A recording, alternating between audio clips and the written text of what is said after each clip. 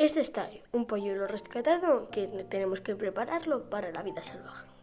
¿Cómo que para la vida salvaje?, te preguntarás. Este pajarito todavía es un polluelo y tenemos que enseñarle a volar, ya que tendremos que soltarle y tendrá que estar preparado para todo. Y de momento no se puede acostumbrar ni a comida de humanos, ni a solo comida con mucho azúcar, ni al entorno de la casa. Una cosa muy buena con la que vamos bastante bien es que su parte favorita de la casa es esta, que tiene bastantes plantas.